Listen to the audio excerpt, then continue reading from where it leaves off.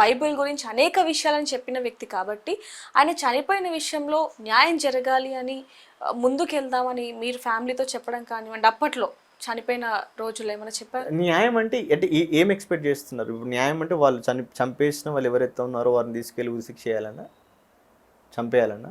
అంటే ఇలాంటివి జరగకుండా ఉంటాయి కదా మళ్ళీ.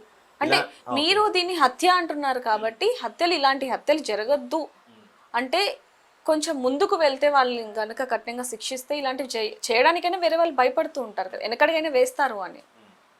ఇప్పుడు వాళ్ళని కఠినంగా శిక్షించాల్సింది కోర్టు కంటే ముఖ్యంగా ఎవరు? ఫ్యామిలీ దానికి రెస్పాండ్ అవ్వాలి. ఫ్యామిలీ అక్కే బయటకు వచ్చి ఖచ్చితంగా నా భర్త చావుకి ఎవరైతే కారణమో వాళ్ళని ఏదో ఒకటి చేయని చెప్పాలి. కానీ ఆమె నేను క్షమిస్తున్నాను అంటుంది, వీడియో చేశారు, నేను క్షమిస్తున్నాను అంటుంది అంటే అర్థం చేసుకోండి, వాళ్ళకి ఇష్టం లేదా? వీళ్ళు వాళ్ళకి ఇష్టం లేదు. ముఖ్యంగా మా అన్న ఏ రోజు కూడా, నేను ఇది క్లియర్ చెప్తాను, ఏ రోజు కూడా ఒక వ్యక్తి మీద కక్ష సాధింపు తీసుకోవాలనే ఉద్దేశం ఎప్పుడూ ఉండదు. ఓకే. ఎప్పుడు కూడా ఒక వ్యక్తి తిట్టాడనో, వ్యతిరేకంగా మాట్లాడాడనో ఆ వ్యక్తిని ఏదో ఒకటి చేయాలి, భయపట్టియాలి, బెదిరించాలి, ఇలాంటివి ఎప్పుడూ ఉండవు. ఆయనకు హాని చేసిన వాళ్ళని కూడా ప్రేమించే వ్యక్తి. అలాంటి కుటుంబంలో ఉన్నది మా అక్క. ఇప్పుడు ఆయనతో ఉన్నది కాబట్టి, ఆయన మనసు తెలుసు కాబట్టి, రేపు ఒకవేళ తన కూతురికి జరిగినా కానీ మా అన్న క్షమించేవాడే. మా అక్క ఈరోజు ఆ మాట అన్నందుకు మేము ఎంతో గర్విస్తున్నాం. నేను వాడిని క్షమిస్తున్నాను అన్నది. ఇక్కడ మీరు ఏమనుకోను అంటే, కొంతమంది మాట్లాడుతున్నది ఏంటంటే ఫ్యామిలీలోనే శత్రువులు ఉన్నారు ఆయనకి ఎక్కువగా, అది తప్ప అంటూ కొన్ని వార్తలు వస్తున్నాయి. ఫ్యామిలీలో ఎవరు ఉంటారు మేడం? ఆయన ఎవరితో శత్రుత్వం పెట్టుకునేంతగా ప్రవర్తించాడు కదా. తప్పును తప్పు అని చెప్తాడు, తర్వాత దగ్గర తీసుకుని ప్రేమించి మంచిగా చెప్తాడు, ఖచ్చితంగా వాళ్ళు మారుతారు. అలా అంత శత్రుత్వం పెట్టుకునే వాళ్ళ ఫ్యామిలీలో ఎవరు లేరండి. అయితే ఆ పోస్ట్ మార్టం రిపోర్ట్ మనం చూసుకుంటే కనుక ఒక దాంట్లో ఏమో ఆల్కహాల్ ఉంది, ఇంకో దాంట్లో ఆల్కహాల్ లేదు అనేది మనం చూసాం. ఆ పోస్ట్ మార్టం లేట్ అవ్వటానికి అంటే వచ్చిన తర్వాత కూడా ఎందుకని రిలీజ్ చేయడానికి అంత లేట్ అయింది, అసలు నిజంగానే ఆల్కహాల్ ఉంది అని అందులో రిపోర్ట్ రావడం జరిగింది. ఆ తర్వాత మీరు మళ్ళీ పోలీసులతో మాట్లాడడం కానివ్వండి, లేకపోతే ఇలాంటివి ఏమైనా చేశారు? లేదు మేడం, డిస్కషన్ ఎప్పుడు చేయలేదు. వచ్చాక మీరేమనుకున్నారు? పోస్ట్ మార్టం రిపోర్ట్ తప్పు అనుకుంటారు. అంటే ఎలా అది గవర్నమెంట్? ఆయన ఆల్కహాల్ తాగి చనిపోయేంతగా, ఇప్పుడు మీరు ఒకసారి ఆలోచించండి, ఒక వ్యక్తి ఒక బ్రాండే తాగుతాడు, అవును, ఆడ తీసుకునే 3 బ్రాండ్లు. ఒక వ్యక్తి 3 బ్రాండ్లు తాగి ఇక్కడ నుంచి ఒక 300 కిలోమీటర్ 400 కిలోమీటర్ ఎలా వెళ్ళగలడు? అవును. పోనీ ఆ వ్యక్తి ఒక దగ్గర తాగి కూర్చున్నట్టుగా దాఖలు లేవు, ఒక ఫోటో లేదు, ప్రూఫ్ లేదు.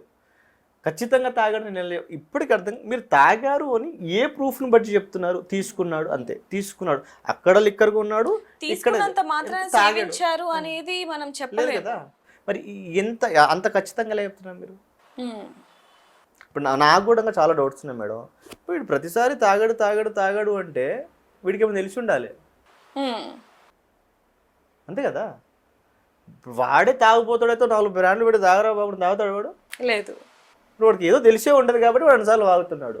అది తెలిసేది మరి అదన్నా ఏ ప్రభావము మేము తెలుసుకుంటాం కదా. చక్కగా తెలుసుకొని అసలు నువ్వేం చెప్పాలనుకుంటున్నావు, పోనీ అదన్నా పరిపూర్ణంగా చెప్పు. ప్రవీణ్ గారు ఇలాంటి బ్రాండ్లు కూర్చొని పలానా ప్లేస్లో చక్కగా తాగారు, చూపించు, ప్రూఫ్స్ ఉంటే. పోలీసులు కూడా ఎంతసేపు పాపం వాళ్ళని మేము నిందించాలని కానీ అవమానపరచాలని కానీ ఎప్పుడు అనుకోము మేము. ఎందుకు అంటే ఏంటంటే ఇప్పుడు నిందించి అవమానించాల్సినంత అవసరం లేదు అనుకుంటున్నాం మేము. ఎందుకంటే మా అన్న తాగడం అనేది క్లియర్గా మాకు తెలుసు కాబట్టి, మేము ఏ విషయంలో కూడా భయపడాల్సిన అవసరం లేదు. ముఖ్యంగా మా అన్న విషయంలో తాగాడు అని ఎవడో అరుస్తున్నాడు అని మేము బాధపడి భయపడాల్సిన అవసరం లేదు. వ్యక్తిగతంగా మాకు ఆయన ఏంటో బాగా తెలుసు. మీరు కూడా ఈ ఛానల్ వాళ్ళు కూడా మీరు ఏం చేయాలంటే ఆయనకు దగ్గరగా ఉన్న వారి దగ్గరికి వెళ్ళి ఆయన ఎలాంటి వాడు తెలుసుకోండి. ఎక్కడో కూర్చుని వాడు ప్రవీణ్ గురించి గట్టిగా అరిశాడు మాట్లాడుతున్నాడని వాడి ముందు మైక్ పెడితే వాడు చెప్పేది అన్నీ అబద్ధాలే. ఎందుకంటే అన్న గురించి వాడికి ఏమీ తెలీదు. అస్సలు తెలీదు, జీరో నాలెడ్జ్. ఎవరైతే ఇప్పుడు ఈ వీడియో చూస్తారో వాళ్ళ నుంచి ఈ క్వశ్చన్ అని చెప్పొచ్చు. ఎందుకంటే ఇప్పుడు మీరు అన్నారు అక్కడ పరిస్థితులను బట్టి, చూస్తున్న దాన్ని బట్టి అని చెప్పొచ్చు. మరి ప్రవీణ్ పగడాల గారు వైన్ షాప్లో నుంచి తీసుకోవడం జరిగింది ఒక 3 బ్రాండ్స్. అలాగే అక్కడ తూలుతూ వెళ్తూ డ్రైవింగ్ చేస్తున్న విజువల్స్ కూడా మనం చూసాం. సో అక్కడ ఉన్న దాన్ని కూడా చూసి ఈ విధంగా ఆరోపిస్తున్నారు అనొచ్చు కదా. ఎవరిని? ప్రవీణ్ పగడాల గారు తాగారు అనేది అక్కడ ఉన్న పరిస్థితులను బట్టి చూడొచ్చు అని కొంతమంది అంటున్నారు కదా. అసలు ఆ వ్యక్తి ప్రవీణ్ పగడాల కాదు అని మేము అంటున్నాం కదా. అవి ఆ బైక్ మీద వెళ్తున్న వ్యక్తి ఎవరైనా కావచ్చు, ఆ యాక్సిడెంట్ అయి పడిపోయిన వ్యక్తి అయినా కావచ్చు, ఆ కొవ్వూరు టోల్గేట్ దాటిన ఆయన కాదు అని చెప్తున్నాం. అది మా అన్న కాదు అని డే ఫస్ట్ నుంచి ఈ రోజు అదే చెప్తున్నాం. మా అన్న కాదు ఆ వ్యక్తి. అంటే ఆయన చనిపోయిన స్థలం నుంచి ఇప్పుడు ఏవైతే సీసీటీవీ ఫుటేజ్ తీశారో అదంతా తీసినా కూడా సరిగా పోలీసులు ఇన్వెస్టిగేషన్ చెయ్యలేదు అంటూ కూడా ఆయనకు దగ్గరున్న బంధువులు చెప్తూ ఉన్నారు. అంటే ఏ విధంగా చేయలేదు అంటారు? ఇప్పుడు మేడం మీరు ఒకసారి ఆలోచించండి. తీసుకున్నాడు, ఓకే బాగానే ఉంది. ఎక్కడ తాగాడు? ఎక్కడో ప్లేస్లో ఉంటుంది కదా. పోనీ ఈ 3 బ్రాండ్స్ తాగిన వ్యక్తి విజయవాడనే కదండి అది, విజయవాడలో పడిపోయాడు. విజయవాడలో పడిపోయినప్పుడు అక్కడ ఉన్నటువంటి ఎస్ఐ ఎవరైతే ఉన్నారో ఆ వ్యక్తికి స్మెల్ అన్న రావాలి. ఓకే, ఆ వ్యక్తి ఏమంటే తాగినట్టుగానే లేడు అంటున్నారు. మరి ఇప్పుడు మేము ఎవరిని నమ్మాలి? ఈ వ్యక్తిని నమ్మాలనా, ఇప్పుడు పోలీసులు చెప్పేది నమ్మాలనా? ఒకవేళ ఈయన తాగి ఎక్కడ కీసర్ దగ్గర పడిపోయి ఉంటే మరి విజయవాడ దగ్గర తాగలేదు, ఎలా తీసుకుంటారు దాన్ని? ఇప్పుడు ఎలా తీసుకుందాం వాళ్ళని అడుగుతున్నాం, ఎలా తీసుకోవాలి మేము? అయితే మీరందరూ ఎలా అయితే ఫైట్ చేస్తున్నారో అదే విధంగా కేఏ పాల్ గారు కూడా ఫైట్ చేస్తున్న పరిస్థితి. ఆయన కూడా మేము సీఎంతో మాట్లాడుతున్నాం, ఎవరు స్పందించట్లేదు, అధికారుల దగ్గరికి వెళ్తున్నామన్నారు, కోర్టులో కూడా ఆయన కేసు వేయటం జరిగింది. అయినా కూడా ఇప్పుడు వరకు కూడా తీర్పు సరిగ్గా రాని పరిస్థితి అని చెప్పొచ్చు. దాని గురించి ఏమంటారు? మాకైతే అక్కడ న్యాయం జరుగుతుందని మాత్రం నమ్మకం లేదు. అంటే ఎక్కడ జరగచ్చు అంటారు? నాకు ఎక్కడ లేదు ప్రజెంట్. నాకు ఈ గవర్నమెంట్ న్యాయం చేస్తుందనో, కోర్టుకి వెళ్తే న్యాయం చేస్తుందనో నా వ్యక్తిగతంగా చెప్తున్నాను నేను, నాకైతే నమ్మకం లేదు. ఎందుకంటే అంత స్పష్టంగా ఒక సిఐ ఏమో తాగలేదని చెప్తాడు, వీళ్ళేమో తాగి పడిపోయారని చెప్తాడు. ఎవరిని నమ్మమంటావు? పోనీ రిపోర్ట్స్ అయినా కానీ మీరు ఎల్లుండి 28 తారీఖు రావాల్సిన రిపోర్ట్స్ మీరు 20 days తర్వాత ఇవ్వడం ఎందుకు ఇచ్చారు? మీరు అప్పుడు ఏ మల్లర్లు? మేమన్నా గుండాలమ్మా, రౌడీలమ్మా?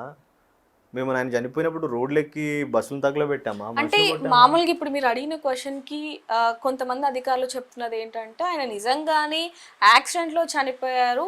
ఎవరైతే ఇప్పుడు ఆయన కుటుంబ సభ్యులు ఈ పాస్టర్స్ ఎవరైతే ఉన్నారో దాన్ని తీసుకోలేక మత కల్లోలాలు పెరిగే అవకాశం ఉండొచ్చు కాబట్టి దాన్ని ఇది ఎలా ఉంటుందంటే ఆయన యాక్సిడెంట్లో చనిపోతే మేము ఎందుకు తీసుకోము? నా ఫస్ట్ ప్రశ్న చెప్పండి.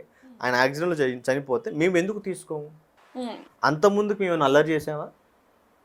ఆయన చనిపోక ముందుకి ఎక్కడైనా క్రైస్తవులు పలానా వ్యక్తి చనిపోతే ఇలాంటి దాడులు చేశారని ఎక్కడ ఉందా? లేదు. మరి మీరు ఎలా డిసైడ్ అయ్యారు తీసుకోలేకపోతామని? అంటే అధికారులు చెప్తున్నారు, అలాగే బయట కూడా సిచ్యువేషన్స్ కొంతమంది చూసి ఆరోపిస్తున్నారు కాబట్టి నేను మిమ్మల్ని అడగడం జరిగింది. వాళ్ళైనా కానీ వాళ్ళు ఎలా చెప్పగలుగుతున్నారు? మేము ఇప్పుడు ఒక కుటుంబ వ్యక్తిగత విషయం వాళ్ళు తీసుకోలేరు అని వీళ్ళకి ఎలా తెలుసు? ఇప్పుడు క్రైస్తవులను మేమే అది యాక్సిడెంట్ అయితే యాక్సిడెంట్ అని ఒప్పుకుంటాం కదా. ఓకే.